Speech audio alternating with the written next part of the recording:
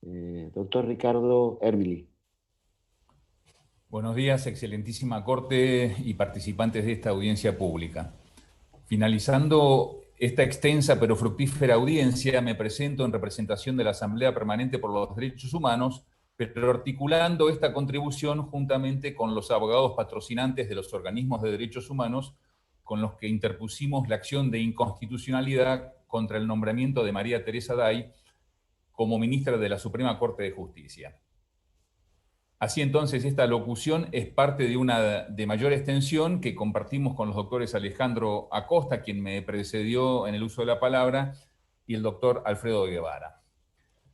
Vamos a recordar que nuestra acción de inconstitucionalidad hace pie en las disposiciones del artículo 43 de la Constitución Provincial, que dice, como ya se ha citado, los nombramientos de funcionarios y empleados que hagan los poderes públicos, prescindiendo de los requisitos enumerados o exigidos por esta Constitución, son nulos y en cualquier tiempo podrán esos empleados ser removidos de sus cargos.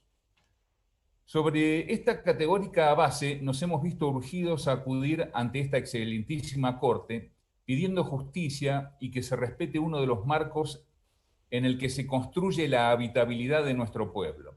Ese marco es el de la ley. Es preciso recordar esto porque hay voces en nuestra sociedad que plantean la impertinencia de nuestro planteo cuando, con riguroso fundamento legal, estamos denunciando que hay poderes públicos que, abusando de su autoridad, han prescindido de su deber de hacer observar los requisitos para que una persona sea nombrada, nada menos que ministra de la Suprema Corte de Justicia.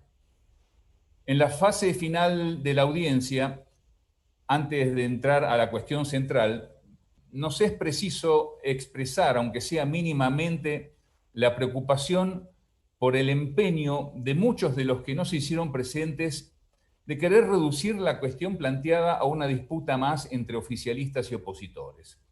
Si no se comprende la gravedad de las consecuencias de moldear las instituciones prescindiendo de la ley, si no hay convicción de que la mayor cantidad de votos obtenidos no habilita a acomodar las normas a la conveniencia del partido gobernante, sea cual fuere, y si no se advierte la similitud de esta designación irregular con la derogación por decreto de la Constitución Provincial de 1949, estaremos en un retroceso de impredecibles, pero seguramente penosas, consecuencias. A lo largo de esta audiencia se han respondido no solamente a la consigna que orienta esta reunión, sino también se ha respondido en forma implícita a una pregunta previa y necesaria. ¿Cuáles son los métodos válidos para responder a la pregunta sobre la interpretación y los alcances de los requisitos para ser miembro de la Corte? Numerosas contribuciones hicieron notar que debemos partir de la base de que el ordenamiento jurídico es uno solo, que en él hay diálogo de fuentes y por lo tanto no son ajenas a la tarea interpretativa a las disposiciones de la Constitución Nacional, la de los tratados internacionales y de otras leyes de la provincia y de la nación.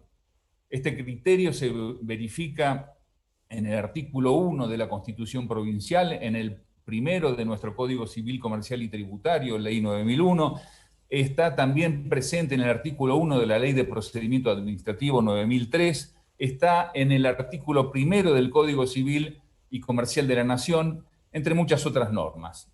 Por lo tanto, una primera consecuencia es que en la interrogación por los alcances del inciso de la Constitución Provincial está presente ya no solamente el alcance de ese inciso, sino también la coherencia del ordenamiento jurídico en su conjunto. Sobre esta base, a lo largo de la audiencia, y siguiendo el estándar hermenéutico pacíficamente reconocido en todo el sistema de administración de justicia, prácticamente todas las presentaciones han hecho notar que la interpretación de la norma debe ser hecha, en primer lugar, teniendo en cuenta las palabras tal cual se utilizan en la vida cotidiana. También se ha hecho valer a lo largo de la audiencia otros métodos hermenéuticos reconocidos no solamente por la jurisprudencia, sino también por la ley misma.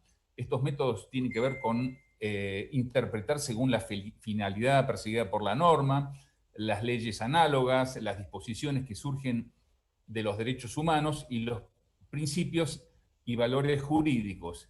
Y siempre, al decir del Código Civil y Comercial de la Nación, de modo coherente con todo el ordenamiento jurídico. En fin, las ciencias jurídicas ponen a disposición de los operadores de la justicia varios métodos exegéticos que ayudan a realizar la tarea interpretativa para la que fuimos convocados. Y obviamente esta audiencia no es la oportunidad adecuada para profundizar en ello. Pero atento al estado del arte en esta materia, la somera enunciación de los principios que hemos expuestos deberían ser suficientes para lograr la convicción de esta Corte de la necesidad de desestimar criterios interpretativos extravagantes y jurídicamente espurios, cuyos resultados han estremecido a la sociedad mendocina en este último mes. En efecto, conforme atestigua la prensa, como una forma subsidiaria de validar la insuficiencia de requisitos constitucionales, se apeló al argumento de la similitud de antecedentes de la abogada María Teresa Day con aquellos que en el año 2009 le fueron admitidos a otro magistrado. Independientemente de la verdad o del yerro sobre tal similitud, este método no es apto para discernir los alcances de las exigencias constitucionales para ser ministro o ministra de la Corte. Huelga decir que una similitud como la señalada no constituye por sí ni una práctica ni una costumbre jurídicamente vinculante. Por otro lado, y al margen de la referencia anecdótica apuntada, la Corte deberá ser coherente con sus propios pronunciamientos cuando establece que no puede admitirse que la falta de aplicación del régimen jurídico correspondiente pueda generar el derecho a la continuación de un irregular tratamiento. La cita está en el memorial oportunamente acompañado. Solo quisiera agregar un puntito más que de alguna manera estuvo tratado por el doctor que me precedió en el uso de la palabra. No lo tengo anotado, pero bueno, el doctor Lucas, ya lo voy a tener, habló hace 4 o 5 oradores atrás. Lucas Gómez Portillo, doctor. Muchas gracias, doctor Palermo. Él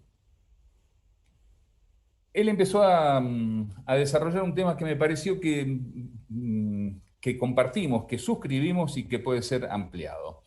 El artículo 175 de la derogada Constitución de 1949, en su primera parte del inciso 3, que es equivalente a nuestro 152 inciso 3, agregaba en la redacción, es decir, tengamos presente, es el mismo texto al cual se le agrega que también eran computables las funciones en los ministerios públicos y secretarías judiciales, debiendo haberse prestado estos servicios en el orden provincial.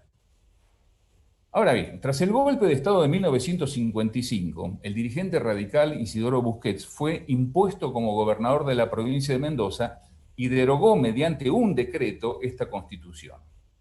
Manteniendo la proscripción política del peronismo, se volvió a tener por vigente la Constitución de 1916 con algunas reformas hasta la fecha.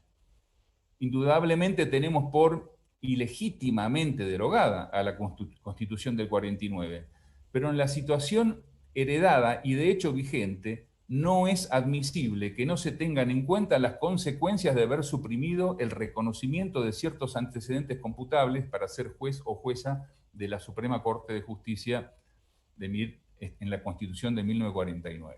Dicho de otro modo, el contraste del texto constitucional de 1949 y la actualmente vigente muestra que ni las secretarías judiciales ni servicio alguno en el Ministerio Público pueden ser tenidos por útiles para acreditar los requisitos constitucionales para ser ministro de la Corte. Esto, desde luego, compaginado con el texto legal vigente de la Ley 4.976 y las incompatibilidades establecidas en el artículo 27, inciso 3.